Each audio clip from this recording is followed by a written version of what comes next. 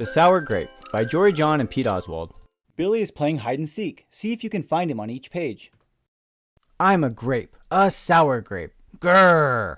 If somebody upsets me, I'll remember it. If somebody wrongs me, I won't forget it. If somebody insults me, I'll never ignore it. Nope. See that banana over there? That banana slipped and bumped into me, so I'm holding a grudge. See that orange? The orange didn't call me back for a week. Grudge. See that lime? That lime borrowed my scarf and never returned it. Grudge. I suppose I've got pretty thin skin for a grape. Nobody steps on this grape. Grrr. Granted, it wasn't always this way. I grew up in a close-knit bunch. There were about 3,000 of us in our little community. We were so sweet to each other. You look nice today. So do you. No, you do. We all lived in a vine. Sure, it was a bit claustrophobic, especially when we were trying to get ready in the morning. Are you done in there? Come on.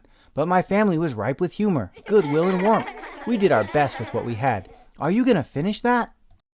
My grandparents visited on the weekends. We'd stroll in the sun, and they'd teach us what they knew. They said it takes a bunch to raise a seed. They said that good grapes roll their own way in life. They told us to be kind, forgiving, considerate, and grateful. Or grateful, my grandpa said with a wink. Above all, no matter what life throws at you, and there will be a lot, try to stay sweet, my grandma said. Indeed, we said in response. And for a while, I was the sweetest of the sweet. I said please. I said thank you. I brushed aside life's little annoyances. I knew how good I had it. Oops. Haha, no problem at all. Then one day, something changed in me.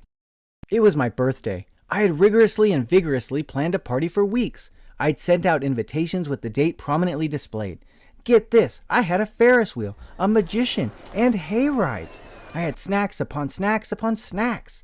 The highlight of the party, though, was a fireworks display, which would happen at sundown. I stood out front and waited for the folks to arrive. I had a gigantic smile on my face. I waited.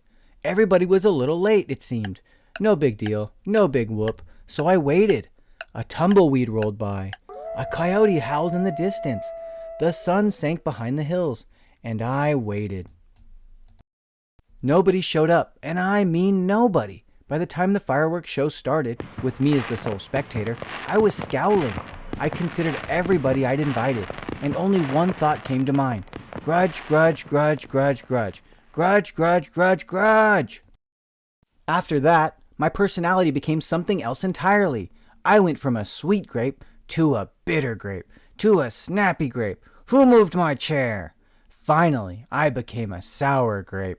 Grrr! I started holding minor grudges that eventually became major grudges. Why don't you watch where you're going? I scowled so much that my face got all squishy. You know what? Don't even bother calling me back.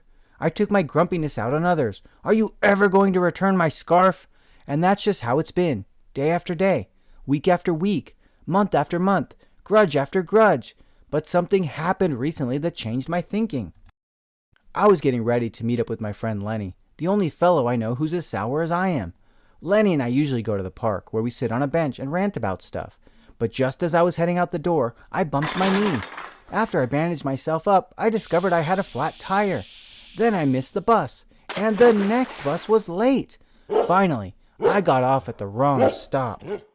By the time I arrived at the park, it was getting dark. Lenny was fuming and furious with a frown and a furrowed forehead. His face looked all squishy. We agreed to meet at exactly 4 o'clock. You're 3 hours late. I tried to explain why I was so tardy, but Lenny wouldn't listen. He'd already made up his mind. He'd formed a huge grudge, and he wouldn't budge. I couldn't believe it.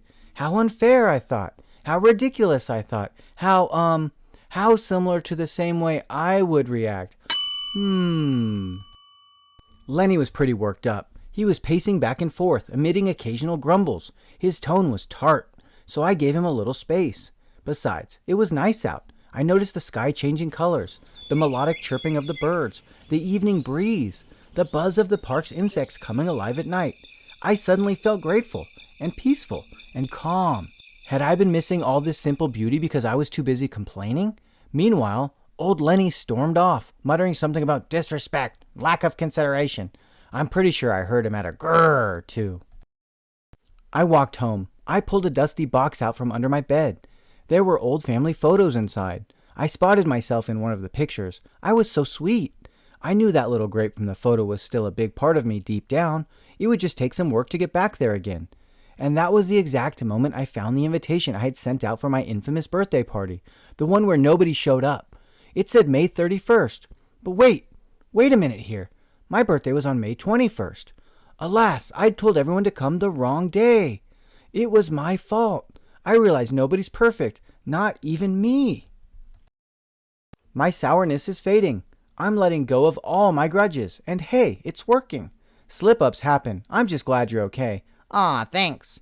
The scarf looks sublime on you. Why don't you keep it? Really? You're the best. Aren't you glad we got to catch up? I'm so grateful that we did. After that day, I started noticing other things too. Like how remaining sour all the time is so draining. I'd wasted so much energy holding grudges when I could have easily cleared the air if I'd felt hurt. And yes, I still get upset from time to time, but that's okay, because now I talk and I listen and I work things out instead of just walking away. Sure, sometimes I still let out a little grrr when I'm frustrated, like this, grrr. But then I move on. My face is less squishy too. Oh, and don't worry, things are okay with Lenny again. Gosh, I'm sorry I'm late. You must be furious. No big deal, my friend. You know what? If you look at things in the right sort of way, and if you remember to be kind, considerate, forgiving, and grateful, life really can be pretty sweet. Yes, indeed. You can play hide and seek with Billy at home. Go to SeriesStories.com where you can get free printable downloads.